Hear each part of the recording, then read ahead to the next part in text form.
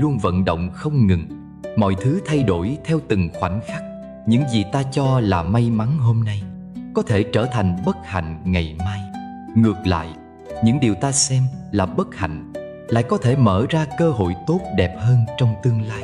Đây chính là lý do người xưa nói phúc họa vô thường, nghĩa là phúc hay họa không có gì là chắc chắn. Tất cả đều tùy thuộc vào nhân duyên và cách chúng ta nhìn nhận sự việc. Chúng tôi rất vui khi bạn đã quay lại kênh Cổ Nhân Xưa.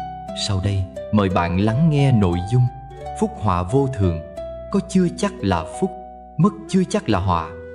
Rất nhiều người nghĩ rằng có tiền tài, danh vọng, quyền lực là phúc, nhưng thực tế không phải lúc nào cũng vậy. Người giàu có nhưng sống trong lo âu sợ hãi, liệu có thực sự hạnh phúc không? Có nhiều người khi đạt được sự giàu có liền nghĩ rằng mình đã nắm trong tay hạnh phúc, nhưng họ không biết rằng giàu sang không đồng nghĩa với an yên. Khi tài sản ngày một nhiều lên, họ lại càng sợ mất đi, sợ bị người khác lợi dụng, sợ bị phản bội, sợ bị kẻ xấu hãm hại. Họ có thể sống trong biệt thự xa hoa, đi xe sang trọng, nhưng tâm hồn lúc nào cũng bất an. Ngày qua ngày, họ luôn căng thẳng trước những biến động của thị trường, lo lắng về sự phản bội trong các mối quan hệ làm ăn, thậm chí sợ hãi ngay cả với người thân cận bên mình. Cái gọi là phúc, thực chất đôi khi lại trở thành áp lực vô hình. Nhiều người vì giữ gìn tài sản mà phải tính toán từng bước đi, không dám tin tưởng ai, lúc nào cũng sống trong sự dè chừng. Có những doanh nhân thành đạt nhưng chẳng thể ngủ ngon, luôn bị ám ảnh bởi nỗi sợ mất mát, cuối cùng sinh ra bệnh tật trầm cảm. Thậm chí có người kết thúc cuộc đời trong cô độc. Tài sản có thể chất đầy kho, nhưng tinh thần lại rơi vào vực thẳm. Hạnh phúc thật sự không phải là có nhiều tiền, mà là có tâm hồn bình an. Nếu giàu có mà lúc nào cũng lo âu bất an, thì thực chất đó lại là một dạng khác của khổ đau. Người giàu mà không biết tận hưởng cuộc sống, không biết chia sẻ, không tìm thấy sự bình yên trong lòng, thì dù có bao nhiêu của cải cũng không thể cảm nhận được hạnh phúc thực sự.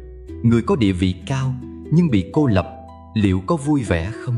Có những người cả đời phấn đấu để đạt đến đỉnh cao quyền lực, mong muốn được người đời ngưỡng mộ kính trọng. Nhưng khi đứng trên đỉnh vinh quang, họ mới nhận ra rằng mình đang cô đơn hơn bao giờ hết. Xung quanh, họ không còn những người bạn chân thành, mà chỉ toàn những kẻ xu nịnh, nói lời hoa mỹ để lấy lòng, nhưng trong lòng lại có toan tính riêng. Họ không biết ai thật lòng với mình, ai chỉ tiếp cận vì lợi ích.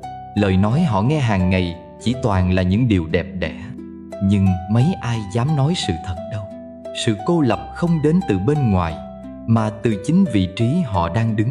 Khi quyền lực càng lớn, khoảng cách giữa họ và người khác cũng càng xa.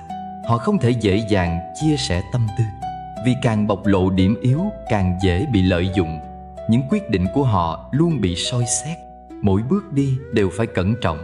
Ngay cả khi họ muốn tìm một người để trò chuyện, cũng không biết phải tin ai.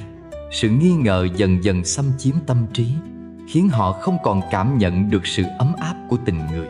Người có địa vị cao, nhưng nếu không có những mối quan hệ chân thành, không có những người bạn tri kỷ để sẻ chia niềm vui nỗi buồn, thì liệu có thể gọi là hạnh phúc không?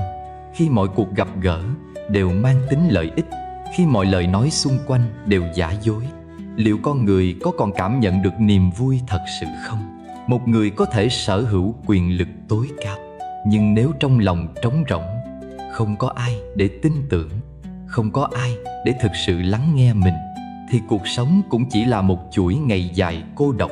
Vậy, địa vị cao có thật sự là điều đáng ao ước, hay chỉ là một chiếc lồng son giam cầm tâm hồn con người chăng? Người được chiều chuộng quá mức có thực sự hạnh phúc không? Nhiều bậc cha mẹ vì yêu thương con cái mà dốc hết tâm sức để bảo bọc, che chở, không muốn con phải chịu khổ, không muốn chúng đối mặt với bất kỳ khó khăn nào. Mọi thứ đều được sắp đặt sẵn, chỉ cần con muốn gì là có ngay, không cần phải nỗ lực. Những đứa trẻ lớn lên trong môi trường như vậy có thể cảm thấy sung sướng lúc nhỏ, nhưng liệu khi trưởng thành, chúng có thực sự hạnh phúc không? Một đứa trẻ không bao giờ phải đối diện với thử thách, không từng trải qua sự va vấp, sẽ rất khó có được bản lĩnh kiên cường. Khi đối mặt với những thất bại đầu tiên, chúng dễ hoang mang, sợ hãi, thậm chí gục ngã. Không có sự rèn luyện từ nhỏ, chúng thiếu đi khả năng tự lập, không biết cách đương đầu với sóng gió cuộc đời. Một khi bước ra khỏi vòng tay cha mẹ, chúng có thể cảm thấy lạc lõng giữa xã hội đầy cạnh tranh. Bởi vì từ trước đến nay, chúng chưa bao giờ phải tự mình cố gắng để đạt được điều gì. Không ít người khi còn nhỏ được cha mẹ nuông chiều quá mức, đến khi trưởng thành lại trở thành những người sống phụ thuộc, thiếu kỹ năng ứng phó với thực tế. Khi gặp khó khăn, thay vì tìm cách giải quyết, họ dễ rơi vào tâm lý né tránh hoặc trông chờ sự giúp đỡ từ người khác. Những thất bại nhỏ cũng có thể trở thành cú sốc lớn, bởi vì trước đó họ chưa từng học cách đứng dậy sau vấp ngã. Liệu một cuộc sống không có thử thách có thực sự là một điều may mắn không? Hay chính những khó khăn mới là bài học giúp con người trưởng thành và mạnh mẽ hơn? Những đứa trẻ lớn lên trong sự bảo bọc quá mức có thể cảm thấy an toàn trong một thời gian ngắn, nhưng về lâu dài, sự thiếu kỹ năng đối diện với thực tế có thể khiến chúng trở thành nạn nhân của chính sự nuông chiều ấy. Hạnh phúc không nằm ở việc tránh né khó khăn, mà là ở khả năng đương đầu với nó. Một đứa trẻ được dạy cách tự lập, cách chịu trách nhiệm với cuộc sống của mình sẽ có cơ hội lớn hơn để thực sự hạnh phúc và thành công.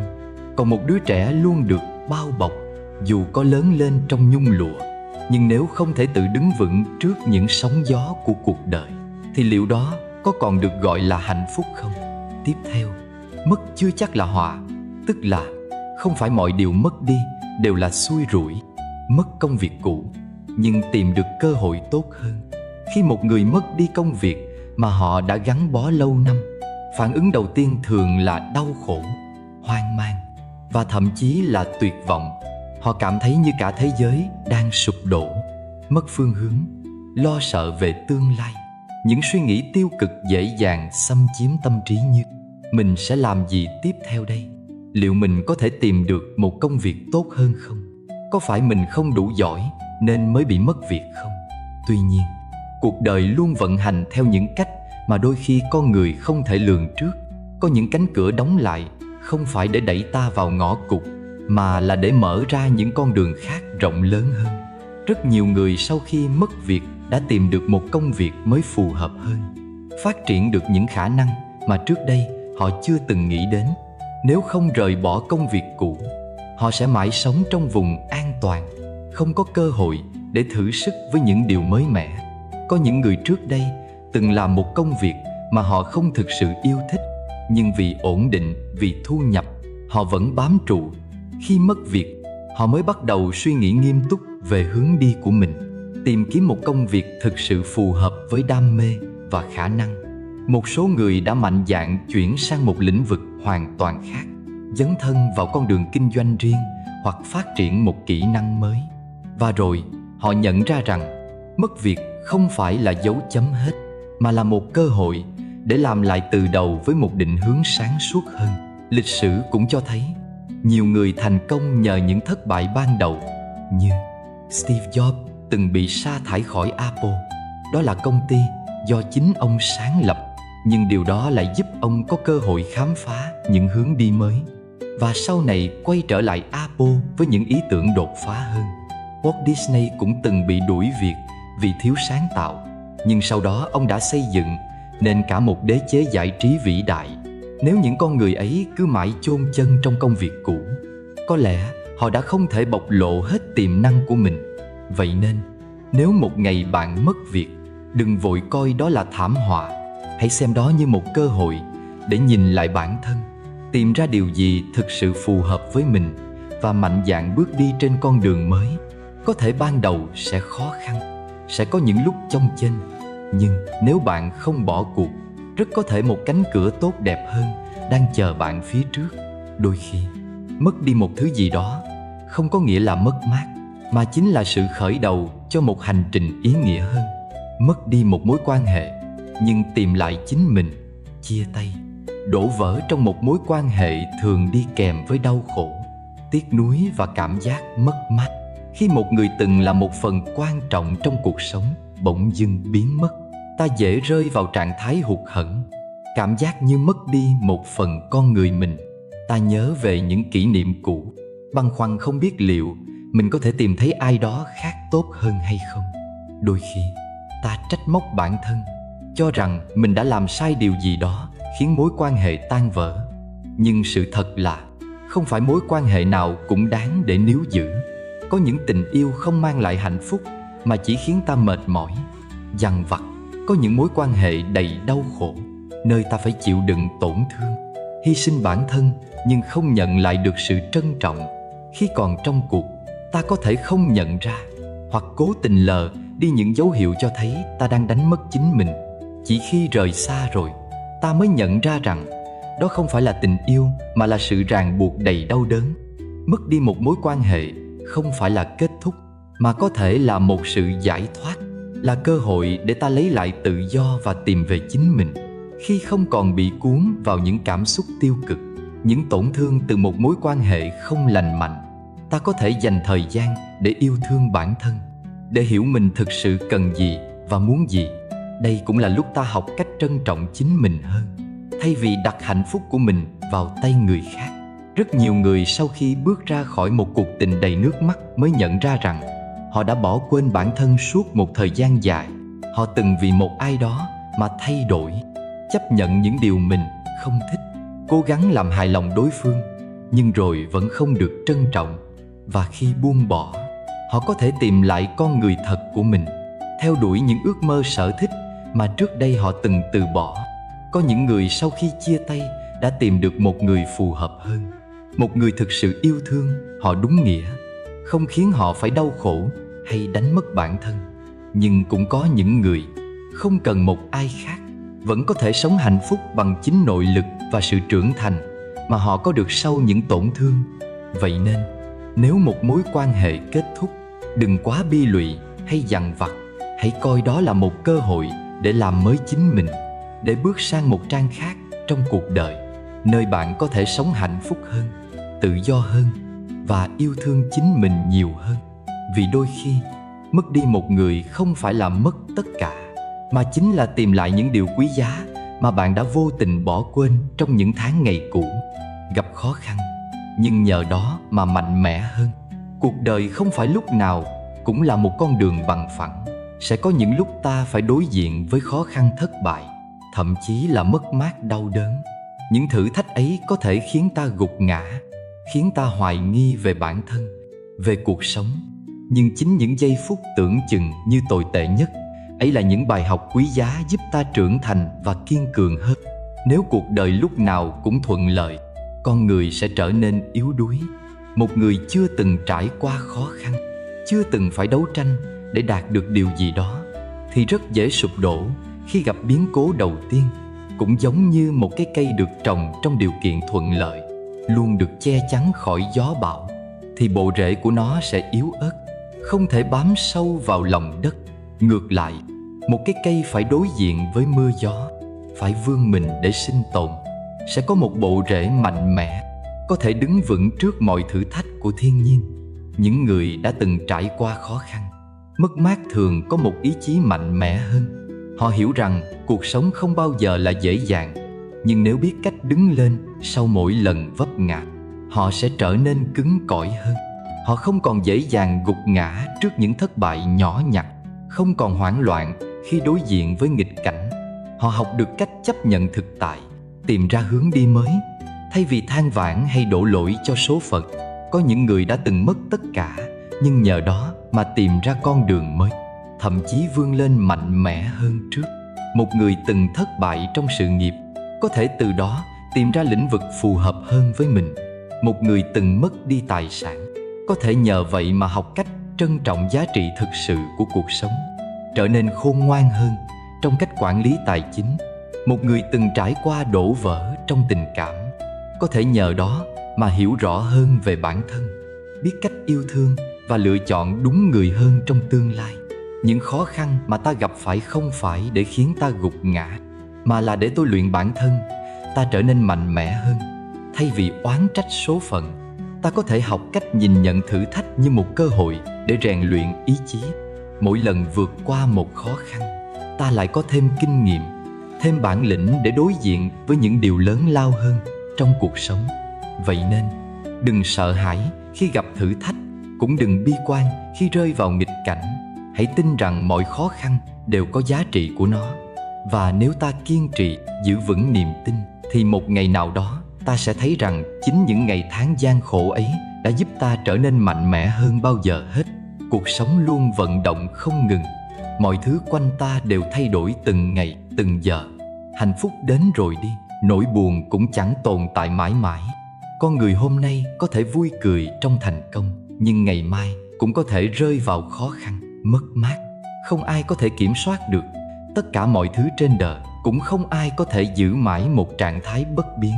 Điều quan trọng nhất không phải là cố chấp níu giữ hay lo sợ mất đi, mà là học cách đón nhận mọi biến động với một tâm thế bình thản.